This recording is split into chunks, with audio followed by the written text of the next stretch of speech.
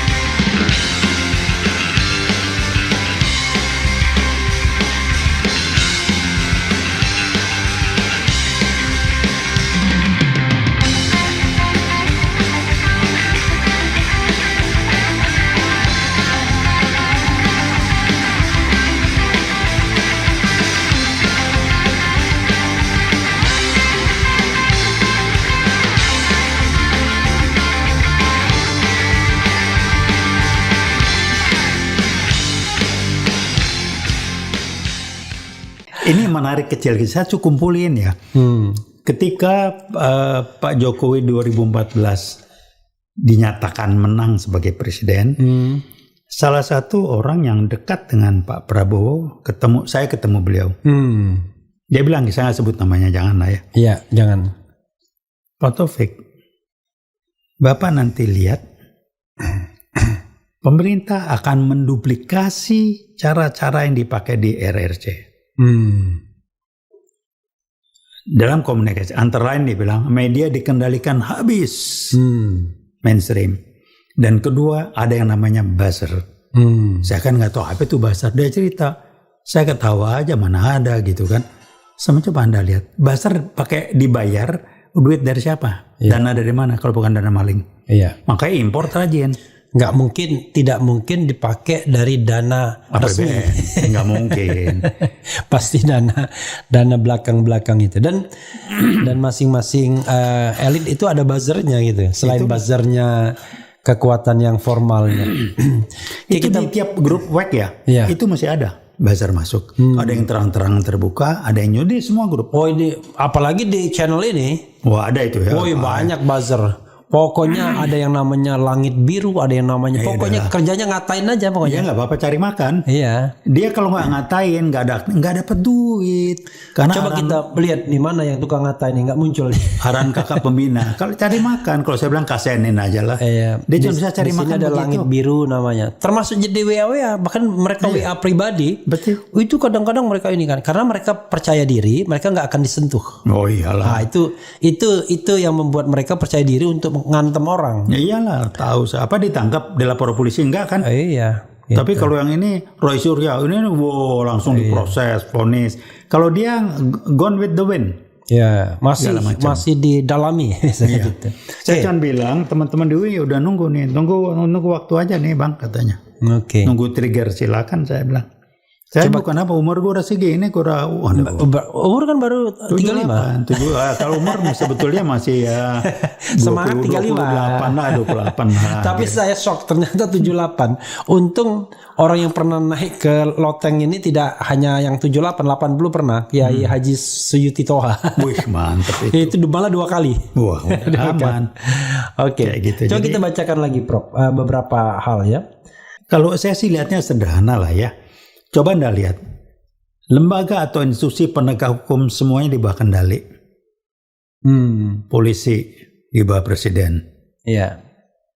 Kejaksaan Agung di bawah salah satu partai kan gitu ya.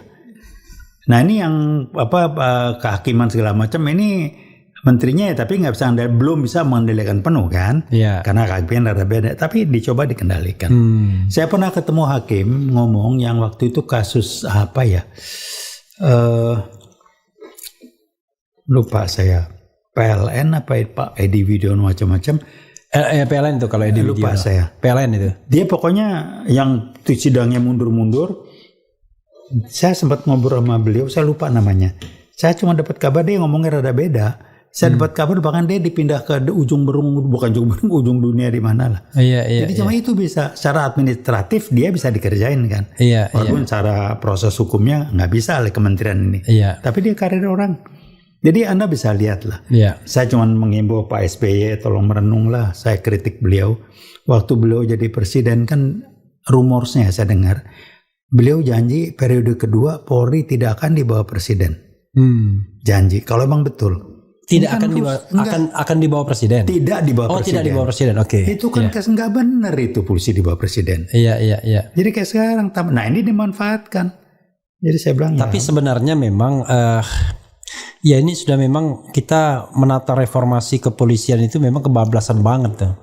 Bukan kebablasan sih, memang diarahkan ke sana. Kita nggak tahu dia orang nggak sadar ya bilang PKI baru bermain, arahnya kan ke sana. Gitu. Sambo. Kasus kilometer 50. Iya. Jelas itu kok nggak ditindak. Padahal itu ya makanya dia bilang. Ya Poldanya nggak ditindak. Kata buta tuli tolol kata si Anu itu. Kan yang terlibat tangan kanan Sambo. Iya. Kan hadir di sana lagi tampil paparan. Yang Hendra ya. Hendra. Kok nggak ada apa-apa? Jelas kan? Dia ngaku gini. Ada tindak lanjut kak? Enggak. Kapolri saya cuma bilang saya prihatin.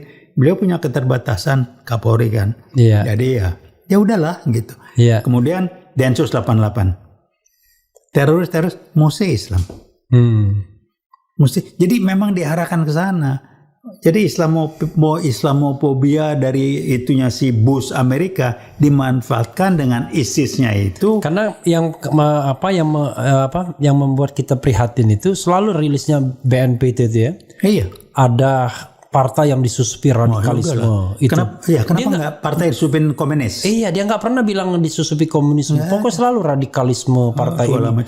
Kita nggak jelas partainya apa itu. Itulah. Jadi saya cuma komen. Nah ini saya juga menghimbau juga. Ya kadang-kadang kalau kita bicara tentang good governance, clean government itu kan ada dua jenis tadi kan. Ada yang ideologis, ada yang pragmatis. Iya. Kalau yang ideologis memang ada the grand design. Tapi yang pragmatis ini kan banyak. Iya, hanya untuk menghidupi lembaga juga bisa gitu. Betul. Ya kan? Jadi biar lembaganya tetap eksis. Selalu lempar isu-isu itu. Iya, betul. Gitu. Jadi penting kan? Jadi penting. Anggaran nambah kan? Iya. Itu. Nah, itu yang persoalan. Termasuk juga ya cybercrime misalnya. Iya. Itu kayaknya tukang ngadu-ngadu itu juga untuk meng-lift up ini juga aktivitas gitu. Nah, kita ini saya ingat Bung Karno, alasan kita merdeka ini mau jadi golden bridge, jembatan emas menuju masyarakat adil dan makmur. Wah, iya betul. Kan begitu. Kata Bung Karno, kalau nunggu kita semua hati kita merdeka sampai kiamat kita nggak akan merdeka. Makanya kita merdeka dulu. Iya, betul. Lalu di seberang itu golden bridge itu. Di seberang itulah kita bangun kemerdekaan yang sejati. Ini setelah 70 tahun lebih. Malah kita takut ya. Bung Karno menurut saya sih dirusak, disusupi oleh si Aidit ini. Muncul gagasan Nasako. Tadi kan Bung Karno nggak begitu. Lalu represif jadinya. Jadi itu Nasako. Yang tadinya dia berpikir bagaimana memerdekakan hati bangsa Indonesia. Jadi malah represif. Nyadar lah beliau. Kasihan aja. Tapi saya respect tetap apapun ya. Oke. Nah lagi kenapa saya bilang bangsa ini butuh presiden yang punya leadership dan leader. Tapi smart. Ya, jadi leadership bukan dealership ya kan? Iya. Kita butuh dealer, bukan kita butuh leader bukan dealer. Iya, ini dealer. Saya kenal ya Pak Jokowi lah dulu ini. Saya udah nggak usah komentar, cuma nggak ngomong aja. Jadi mau diapain? Jadi kalau mau begini terus ya silakan. Saya mengatakan, termasuk teman-teman buat prinsip kita simpel. Lakukan yang terbaik. Dan jangan pernah jadi penonton. Karena itu tanggung jawab kita. Pilihan Anda penonton atau Anda ikut main dan berusaha yang terbaik. Saya bilang do the best. kita sepakat hasilnya lillahi ta'ala. Iya, Veritas, probitas. karena kalau kita bicara mengenai tugas profetik, tugas kenabian, amar ma'ruf nahi mungkar, yang nggak boleh kalau kita diam aja melihat kemungkaran, dosa kita. Iya. Jadi memang pilihannya adalah ya tadi, memang kan kita ada berusaha untuk memisahkan antara urusan dunia dan akhirat. Iya. Seolah-olah dua hal yang terpisah. Betul. Padahal kemarin Prof saya main-main walaupun, tapi serius omongan saya. Kita ini membutuhkan pemimpin yang tidak hanya material leader, tapi juga spiritual leader. Yeah, maksudnya apa? Pemimpin atau presiden yang mendorong sebanyak mungkin rakyat Indonesia atau warga negara Republik Indonesia masuk surga. Ketawa orang. Yeah. Nanti di surga di alam baka sana ditanya dari mana? Indonesia. Wah, keren ya kan? Iya, betul. You are from the Muslim population in the world. Wajar kalau paling banyak di surga ya kan? Jangan sampai kemudian kita Islam paling banyak tapi di neraka semua. Walaupun kesannya main-main, maksudnya serius. Itu kan ada kaitannya hablum minallah hablum minannas itu satu two side in one coin. Iya, jadi betul. Iya, nggak bisa. Nah, tapi oleh komunis gaya baru termasuk para buzzer-buzzer ini mau dipisahkan. Iya, harus. Jadi karena dia tahu ini kekuatan ideologis kanan ini, kalau sudah bilang Allahu Akbar, mati pun gak ada masalah. Karena dasarnya belief. Iya, belief. Kan hukumnya begini, saya belajar ginian lah ya. Orang yang melakukan satu dasarnya keyakinan, kekuatannya sama dengan 100 atau 1000 orang yang melakukan sesuatu berdasarkan kepentingan. Yang satu dasarnya transaksional, hitung-hitungan gue dapat apa. Yang satu gue melakukan karena keyakinan. Nggak akan sama. Nah satu lagi barangkali saya mengatakan, ini bidangnya saya belajar. Tuhan itu menciptakan, ini di Dana Zohar menginterusir yang namanya kecerdasan spiritual. Dia adalah induk sumber dari semua kecerdasan manusia. Harusnya disebut Dana Zohar mengatakan the age of intelligence. Harusnya IQ kita pun basisnya SQ. Apa? Kita bisa ini, pinter ini, sekolah tinggi-tinggi, tujuannya buat apa? Buat memberi manfaat orang lain.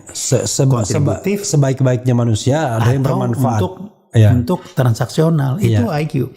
Anda IQ baik sama orang belusukan masuk ke tujuannya buat promosi dapat tepukan atau karena supaya lu beri manfaat orang lain. Nggak bisa bohong. Nah kalau basisnya tidak SQ ya kayak sekarang. Jadi jenjang akademis, profesor ini termasuk gue jadi profesor kan. Itu buat keren-kerenan.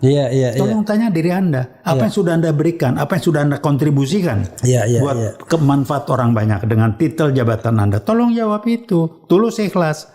Tolong enggak SQ base. Kalau enggak SQ base hitung-hitungan. Transaksional ini cuma pilihan kok. Nah bangsa ini dibikin kacau karena dibikin transaksional lebih dihargai. Nah yang dilakukan adalah bagaimana mereka melakukan sesuatu tapi dia bersembunyi di bawah permukaan. Beda sama PKI zaman 65. 65 48 tampil dia enggak. Dia pakai tangan orang lain, dia papari pikiran orang lain yang bukan PKI. Riset teman saya mengatakan salah satu ormas terbesar akan disusupi. Yang satunya gagal, yang gagal Muhammadiyah, yang disusupi NU. Itu nah, yang riset yang dilakukan yang awalnya cuma 15% tadi percaya. Itu kejadian loh. Kok jadi banser Menteri Agama ngomong azan gonggongan anjing ini layak nggak sih? Iya. Kayak gitu itu. Jadi itulah contoh. Sekarang apalagi jejak sejarah dihilangkan, mulai pemutarbalikan fakta.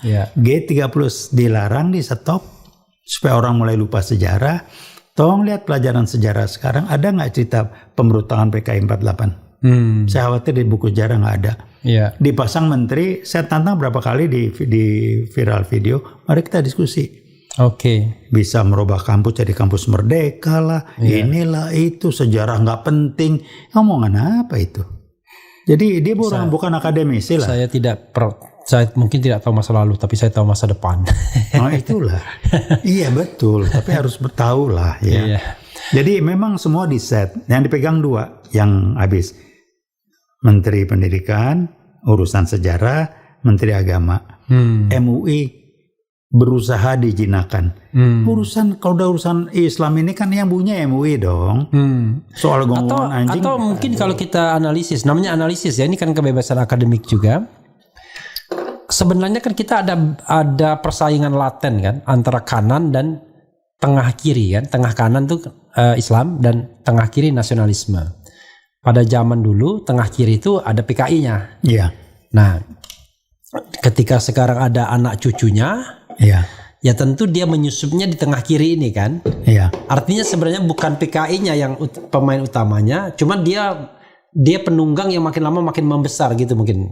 Dia bukan cuma menunggang, sekarang dia mengendalikan. Oke, udah jadi pemain utama sekarang. Pemain utama, dia menentukan arah mau kemana. Oke, jadi sekali lagi saudara sekalian, ini pendapat ilmiah ya, berdasarkan pengamatan dan lain sebagainya. Tapi memang fenomena politik Indonesia kan begitu, persaingan antara tengah kanan sama tengah kiri. Itu orang udah paham semua kan, sejak 55 ada Masyumi, ada NU, kemudian ada PNI, ada PKI, 4 besar itu.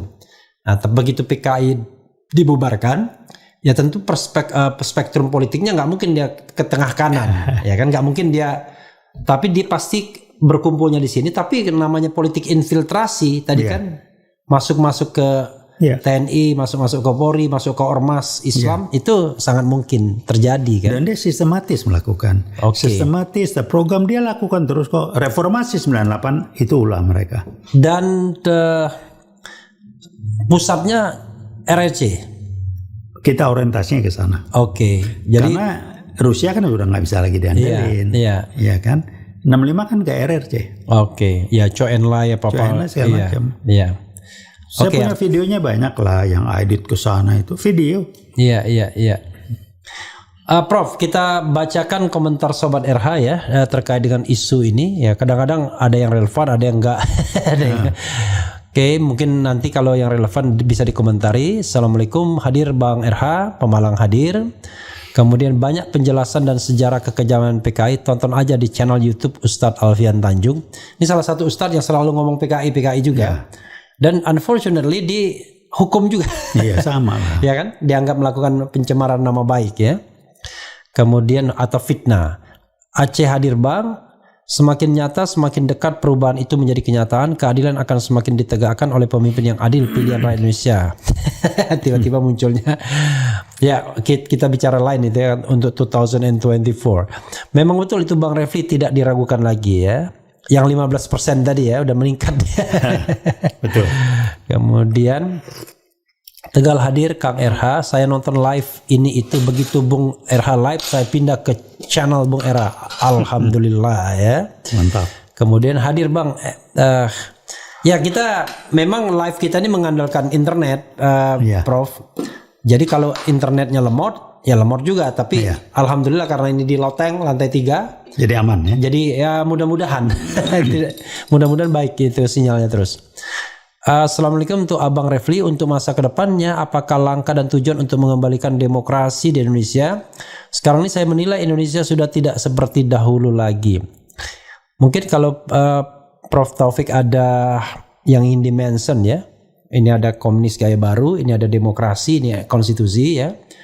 Atau bahkan ada lagi orang mau kembali kepada Undang-Undang Dasar 45, mungkin agak dibungkus bagaimana bungkusnya. Kemudian baca buku Banjir Darah, itu berisi tentang sejarah kekejaman PKI. Ya. UI Watch dan Ustadz Alfian Tanjung adalah 2 channel YouTube yang membahas sejarah bahaya kekejaman PKI. Kemudian ada yang belum bilang PKI sudah tidak ada, yang ada adalah PKIisme ya. Jadi organisasinya tidak ada tapi fahamnya. Tapi kita lihat kan bisa aja OTW itu organisasi tanpa bentuk. Dia terorganisir tapi tidak tampak ya. Jadi nanti mungkin Prof bisa menjawab sebenarnya ini KGB ini dia terorganisir canggih walaupun dia underground. Ya. Apakah dia sebenarnya masih sporadis ya, nanti bisa dilihat. Enggak, dia paguyuban lah kalau bahasa sopan. Dia eksis. Jadi teman yang mengatakan nggak ada organisasi, ada ini. Organisasi kan kumpulan orang. Iya. Bisa formal, bisa non formal yang namanya paguyuban. Isme ada orangnya enggak? Iya. Kalau isme sekedar sebagai paham yang diskusikan di kampus Iya. itu lain. Lain. Kalau sudah jadi bagian dari hidupnya dia itu kan orang. Iya, jadi kalau cuma sekedar kita mempelajari komunisme sebagai sebuah ajaran komunisme, Itu memang itu ilmu pengetahuan. Iya. Tapi begitu kita bicara tentang fenomena di masyarakat, ya itu sudah gerakan ya. gerakan. Jadi gimana ya? Saya jangan ingatkan beginilah ya. Berkali-kali saya ingatkan. Mereka sembunyi di bawah permukaan agar orang tidak ingat, tidak tahu, tidak menyadari bayang main semuanya mereka. Untuk itu apa? Semua dilempar oligarki. Itu isu yang mereka lempar supaya kita ribut oligarki. Iya. Apalagi kembali ke Undang-Undang 45 ribut. Kita dilemparin free non free, itu yang mereka main. Ada yang ngomong ini semuanya Jangan-jangan Anies, Ganjar, Prabowo. Prabowo itu diributin. Undang-Undang 45. Saya mulai nangkep indikasi ada kelompok masyarakat yang kayaknya berseberangan dengan rezim tapi isunya kembali ke Undang-Undang 45. Ini mereka ini. Saya bilang. Oke. Ini mereka. Oke. Karena mereka PKI Jabar itu ngumpet di bawah permukaan, tidak tampil, dia lempar berbagai macam masalah tanda petik isu dan kita ributin itu. Jadi habis energi dia jalan terus, maka diam-diam aja muncul Kepres 17 2022 terus punya besok kalau udah berani lagi itu lubang buaya ditutup itu nanti. Iya. Ya, lubang buaya bakal ditutup. Sekarang peringatannya ada lagi enggak? Enggak kan? Nggak ada. Pelan-pelan dihilangin, orang nggak ribut gitu kan. Itu caranya bertahap.